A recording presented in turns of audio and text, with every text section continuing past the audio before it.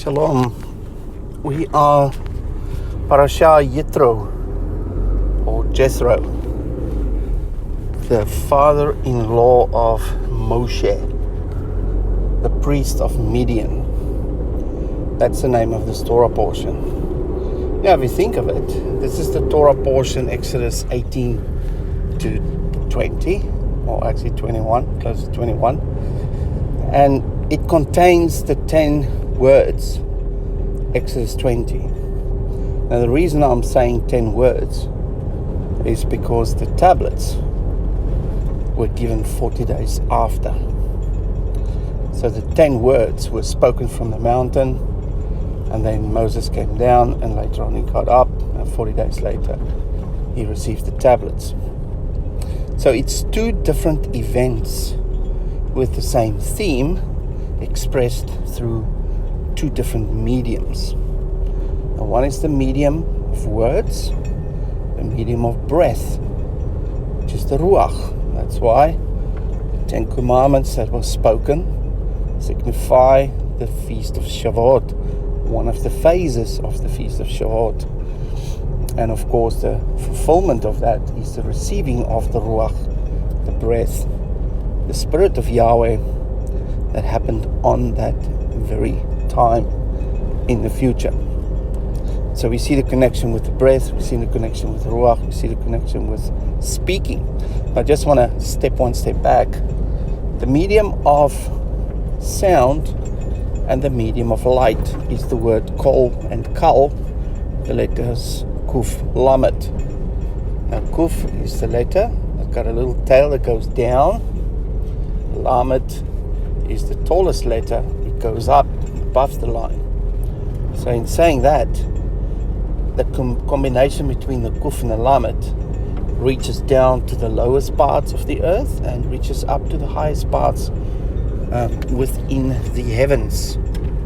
And that is the idea of Jacob's ladder and how we can connect with Yahweh. Now in saying that, is that the mountain is a high place where there was something spectacular that's revealed through light, which is the lightning and the fire on the mountain and all that, as well as the words that were spoken.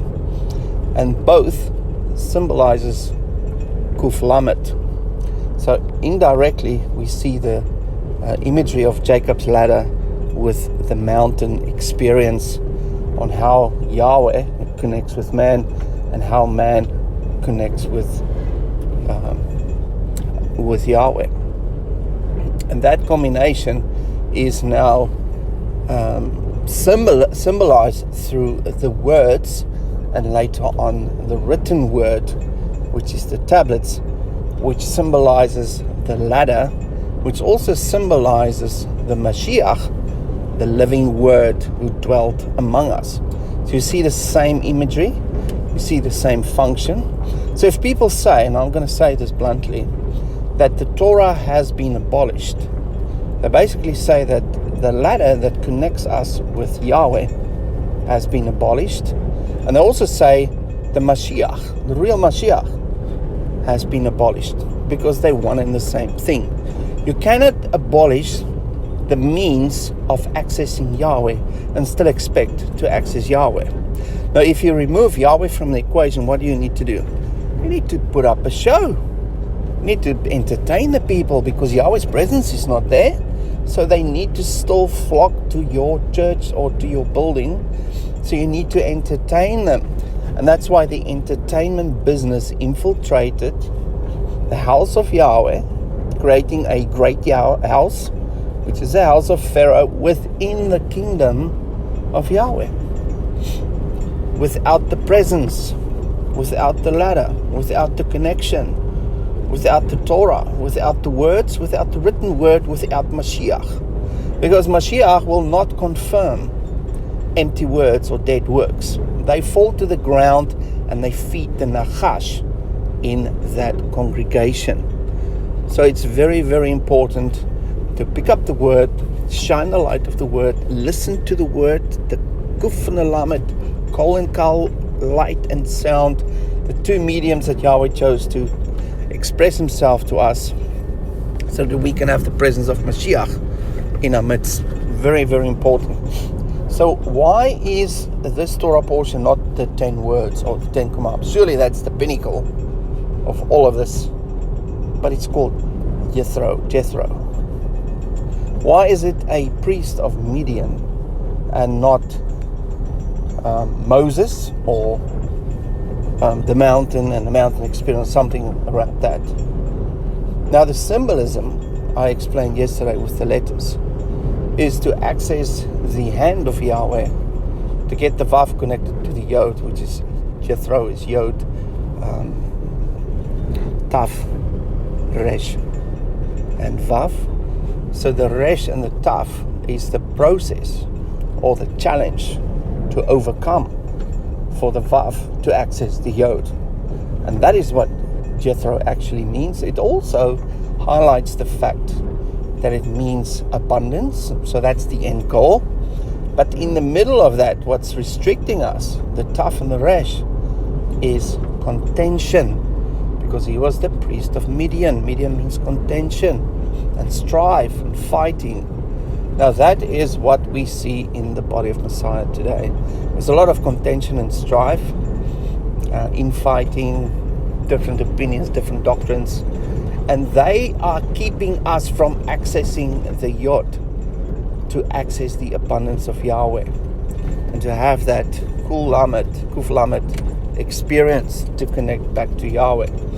So the Nachash created religion, multiple religions, through the speaking of his forked tongue, twisting the truth just a little bit so that people can interpret it differently. Also translating the scriptures every time just a little bit to pass the copyright laws, so that people can interpret the word differently, and then they create a doctrine based on a translation and an interpretation. So there's 40,000 different opinions about the word of Yahweh, and a lot of them has to do with abolishing the law. But the word Torah does not mean law. It can be translated as law because it contains laws, but the Torah is a collective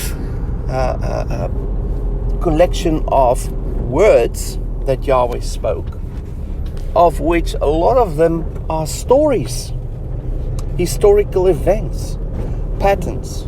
It contained the Hebrew language, the wisdom of the language, gems hidden within, underneath the surface, within the Torah. And it also contains laws, but it's not the majority of the content. The majority of the content, if you look at the number of pages used to explain something, one of the largest topics is the life of Abraham. The other one is describing the tabernacle. Those two things take up more real estate in the text within the 5 books than any other topic.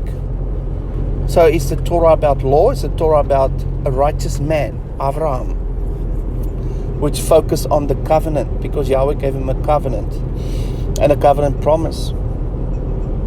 And it is about the house.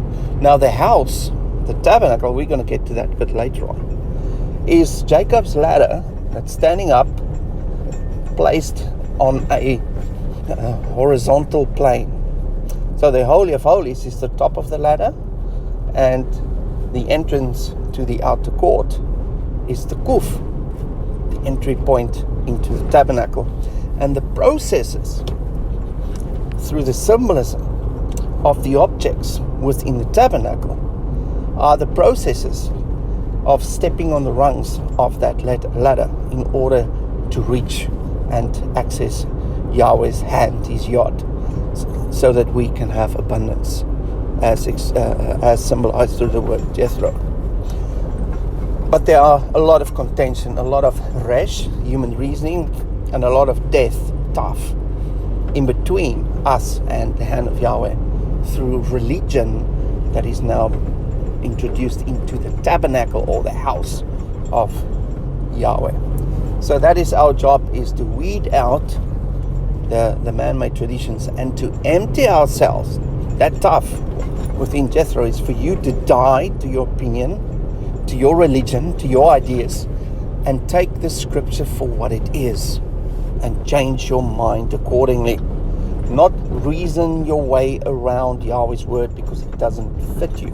Remember, being uncomfortable is part of the wilderness experience, and discomfort brings change. So you will never change if you're comfortable within your doctrine and within your religion. No one has arrived yet. And if you feel you're comfortable, you need to sit down and reassess your faith, what you believe, because you are falling into a trap of getting stagnant. Because Yahweh is greater than your opinion of what you think, what it's all about. We all will be in a learning process for years and years and years to get the fullness of Yahweh. So don't stop now. Don't be satisfied with where you're at. Keep on learning, keep on searching, because the wisdom of Yahweh is embedded within the scripture. His character is embedded within the scripture. His covenant blessings are embedded within the scripture, and the revelation of the kingdom is embedded within the scripture.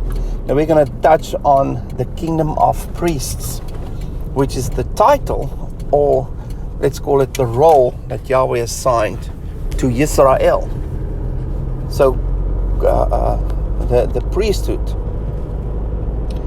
they are basically Yisrael, which are the priests among the nations.